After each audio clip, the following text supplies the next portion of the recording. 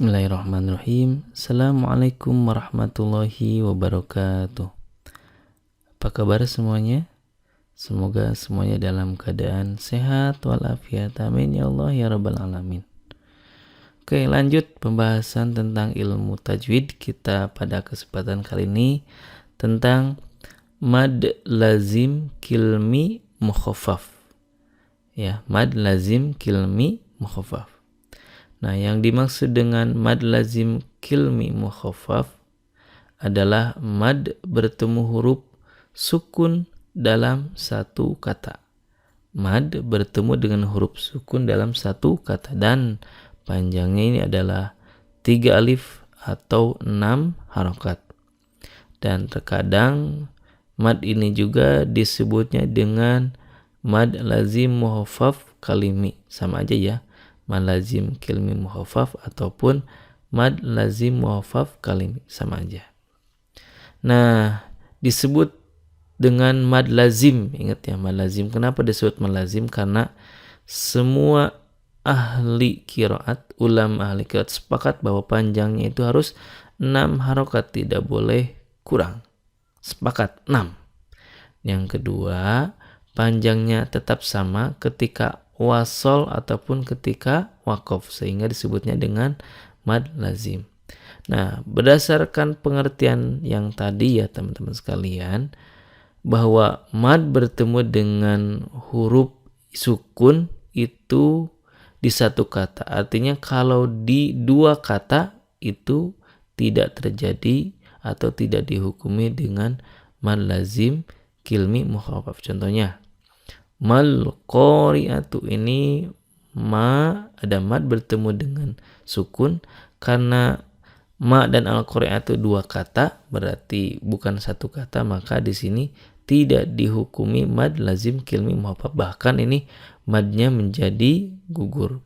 Contoh yang lainnya, fastabiqul khairat. Contoh mad lazim kilmi mukhaffaf di Al-Quran itu hanya ada satu kata saja dan terdapat di surat Yunus ayat 51 dan juga ayat 91.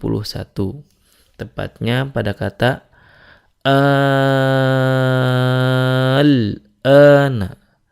A yang pertama ya, al-ana. Nah, berikut ini contoh lengkapnya ataupun ayat lengkapnya. Yang Yunus ayat 51. Thumma idza ma waqa'a amantum bihi al-ana wa qad kuntum bihi tasta'jilun.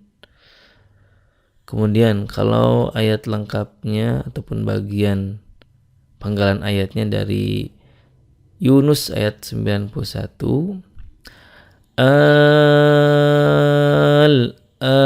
wa qad asaita qablu wa kunta minal mufsidin.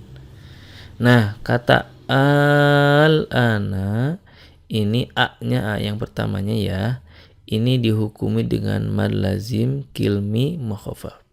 Nah, perlu teman-teman perhatikan nih, ada beberapa catatan tentang kata al-ana ini. Perlu diketahui bahwa kata al-ana itu ada dua hamzah.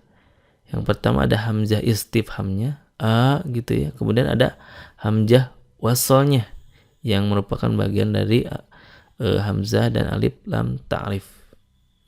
Nah, dibaca al-ana ini diartikan dengan apakah sekarang gitu, karena ada istifhamnya. Nah, jadi seandainya kalaupun tidak dipanjangkan, maka seakan-akan tidak ada istifhamnya. Jadi sekarang artinya, kalau al-ana artinya sekarang, tapi kalau al-ana artinya apakah sekarang. Nah, seperti itu. Kemudian karena ada dua hamzah yang berkumpul, sebenarnya cara bacanya itu ada dua macam. Cara bacanya ada dua macam. Yang pertama bisa dengan tashil. Ya, tashil itu artinya meringankan hamzah yang kedua. Nih, contohnya begini. al-ana, al-ana, gitu ya. Bukan al-ana tapi al-ana. Itu dengan tashil diringankan. Nah, yang kedua dengan ibdal. Maksud ibdal itu adalah hamzahnya yang kedua itu diganti menjadi alif mad sehingga dibaca panjang. Maka cara bacanya adalah al-ana, dipanjangkan. Dan ingat nih kan ini bisa ketukar ya, kan ada al dan a-nya. Nah, kalau yang a-nya itu yang sebelum huruf nun itu hukumnya adalah mad badal. Sedangkan yang dihukumi dengan mad lazim kil mim khafaf itu yang pertamanya tuh, yang di awal-awal. Itu ya.